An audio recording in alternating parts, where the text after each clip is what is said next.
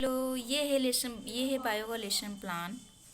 भोजन के आधार पर जंतुओं का वर्गीकरण जो कि इसका टॉपिक है। तो सबसे पहले आप डाटा एंट्री भरोगे, दिनांक, विषय, प्रकरण, कक्षा, चक्र, अवधि। उसके बाद आप समान उद्देश्य लिखोगे।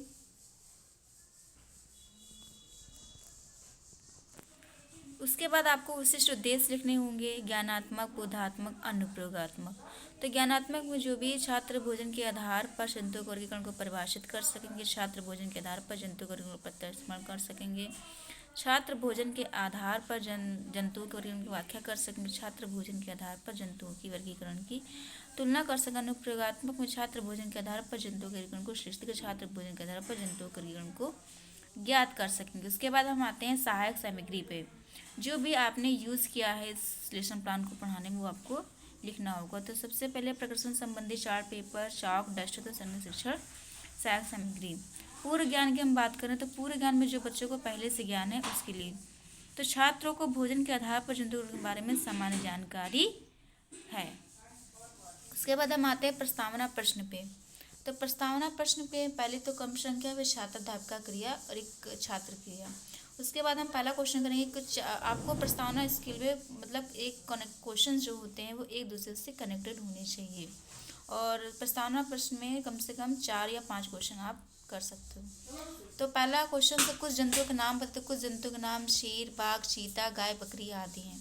उसके बाद इसमें से बकरी उठाएंगे तो उसमें बोलेंगे बकरी क्या खाती है, तो बकरी घास व चारा खाती है। बकरियों द्वारा घास व चारा खाना उसका क्या है, बकरी द्वारा घास चारा खाना उसका भोजन है। अब भोजन से उठाएंगे तो भोजन के आधार पर जंतु के वर्गीकरण से आप क्या समझते हैं, तो ये हमारा समस्यात्मक प्रश्न हो गया। उसके बाद हम उद्देश्य कथन लिखेंगे।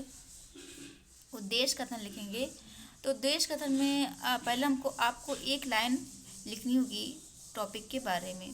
तो भोजन के आधार पर जंतुओं के वर्गीकरण 3 प्रकार से बांटा गया, एक शाकाहारी, मांसाहारी और सर्वाहारी। तो अतः आज हम भोजन के आधार पर जंतुओं के वर्गीकरण के बारे में विस्तार पूर्वक अध्ययन। उसके बाद हम डालेंगे प्रस्तुतिकरण। प्रस्तुतिकरण में शिक्षण बिंदु, अपेक्षित व्यवहार, कॉलम बनाएंगे, फिर छात्र अध्यापिका क्रिया का, फिर छात्र क्रिया का, फिर शिक्षा विधि, फिर श्यामपट्ट कार्य का बनाएंगे, कॉलम बनेगा। तो सबसे पहले हमको विकासात्मक प्रश्न पूछने होंगे। तो हमने अभी यहाँ पर अभी पिक्चर्स नहीं लगाए हुए हैं, तो चित्र दिखाते हुए आपको पूछना है। बच्चे के चित्र दिखाते हुए आपको क्या दिखाई दे, तो चित्र में खरगोश दिखाई दे रहा है। प्रश्नोत्तर विधि हमारी शाम। उसके बाद कि अब खरगोश आ गया तो खरगोश क्या खा रहा है, तो चित्र में अभी मेरे चिपकाए हुए नहीं है, तो चित्र में खरगोश गाजर खा रहा है। ये भी कैसी विधि है, प्रश्नोत्तर विधि है। उसके बाद हम लिखेंगे, अब हमारा निकल आया, 2 क्वेश्चन ने पूछ लिया, तो हमने लिखेंगे शिक्षण बिंदु में शाकाहारी जंतु, छात्र शाकाहारी जंतु के बारे में समझ पाएंगे। उसके बाद हमको स्पष्टीकरण देना होगा कि संसार में जितने भी जीव जंतु हैं वे अलग अलग प्रकार का भोजन करते हैं। उनमें से कुछ केवल साग फल खाते हैं, कुछ जानवर केवल दूसरे जानवरों का मांस खाते हैं, व कुछ जीव जंतु साग फल आदि व मांस दोनों खाते हैं। जो जानवर केवल साग फल, फूल, पेड़ पौधे व घास खाते हैं उन्हें शाकाहारी कहते हैं, जैसे गाय, घोड़ा, बकरी, खरगोश आदि। उसके बाद हम छात्र क्रिया में लिखेंगे, छात्र ध्यानपूर्वक सुनेंगे, और विधि कैसे, हमारी व्याख्यान विधि। उसके बाद छात्र अध्यापक क्रिया में जो भी मेन पॉइंट हमारे जो मुख्य बिंदु है वो आपको श्यामपट्ट कार्य में लिखने होंगे। उसके बाद हम फिर सेकंड क्वेश्चन करेंगे कि चित्र दिखाते हुए आप में पिक्चर्स दिखाते हुए आपको पिक्चर लगाना है किसका, शेर का। तो आपको क्या दिखाई दे रहा है, तो चित्र में बच्चे बोलेंगे शेर दिखाई दे रहा है। आपकी एक ऐसी विधि प्रश्नोत्तर विधि है। अब चित्र में शेर क्या खा रहा है, तो शेर किसी दूसरे जानवर को मार कर किसी दूसरे जानवर का मांस खा रहा है, हमारी कैसी विधि है, प्रश्नोत्तर। अब हम बच्चों से पूछेंगे जो जानवर मांस खाते हैं उन्हें क्या कहते हैं, तो बच्चे सोचते हुए मौन हो जाएंगे, उन्हें इसका आंसर नहीं पता होगा। तो फिर आप बताओगे, फिर आपको शिक्षण बिंदु में लिखना मांसाहारी जंतु, अपेक्षित व्यवहार परिवर्तन में लिखना छात्र मांसाहारी जंतु के बारे में समझ सकेंगे। स्पष्टीकरण आपको देना है कि बहुत से जानवर केवल मांस खाते हैं, इनमें से कुछ जानवर तो स्वयं दूसरे जानवर का शिकार करते हैं, वो उसे मारकर खाते हैं। कुछ जानवर स्वयं तो दूसरे जानवर का शिकार नहीं करते किंतु मरे मराए जानवर को खाते हैं। ऐसे जानवर जो केवल मांस खाते हैं उन्हें मांसाहारी कहते हैं, जैसे शेर, चीता, बाज इत्यादि। और छात्र क्रिया में आप लोगों को छात्र ध्यानपूर्वक सुनेंगे, व्याख्यान विधि है, और आपको श्यामपट्ट कार्य में इसमें से जो मेन बिंदु है वो आपको लिखना होगा।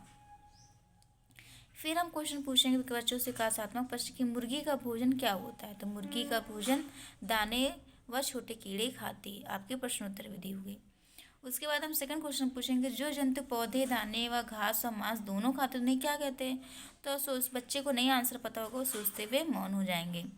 उसके बाद फिर आप लिखोगे शिक्षण बिंदु में सर्वहारी जंतु, छात्र सर्व जंतु के बारे में जान पाएंगे, स्पष्टीकरण दोगे कि संसार के वे जीव जंतु जो साग, पौधे, घास आदि व मांस दोनों प्रकार का भोजन करते हैं उन्हें सर्वहारी कहते हैं। यह जंतु वैसे तो शाकों पर ही निर्भर रहते हैं, किंतु उनके अभाव में यह दूसरे जीव जंतु को मारकर उनके मांस खाते हैं, जैसे कि बिल्ली, मुर्गा, कुत्ता, मनुष्य आदि। उसके बाद इसमें लिखोगे छात्र क्रिया में लिखोगे, छात्र ध्यानपूर्वक सुनेंगे, व्याख्यान विधि हमारी होगी, जो भी बिंदु होंगे वो आपको श्यामपटकार में लिखने होंगे।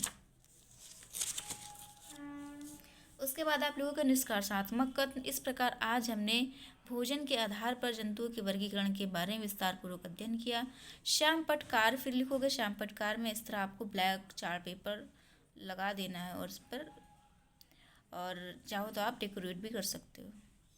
इसके बाद हम बात करते हैं निरीक्षण कार्य की। निरीक्षण कार्य आएगा लास्ट में लिखेंगे। छात्र अध्यापक तरह छात्रों को श्यामपट पर दिए गए कार्य को उत्तर पुस्तिका में लिखने का निर्देश देंगे और स्वयं कक्षा का निरीक्षण करेंगे। उसके बाद आप पुनरावृत्ति प्रश्न लिखोगे। तो पुनरावृत्ति प्रश्न में आपको वस्तुनिष्ठ प्रश्न ही पूछने होते हैं। तो पहला रिक्त स्थानों की पूर्ति कीजिए, जैसे कि मैंने पूछा हुआ है, आप भी इसी तरह कर सकते हो। सही सही व गलत का चिन्ह लगाइए। फिर आप गृह कार्य दोगे कि शाकाहारी, मांसाहारी, सर्व जंतुओं में अंतर बताइए। Thank you for watching my videos.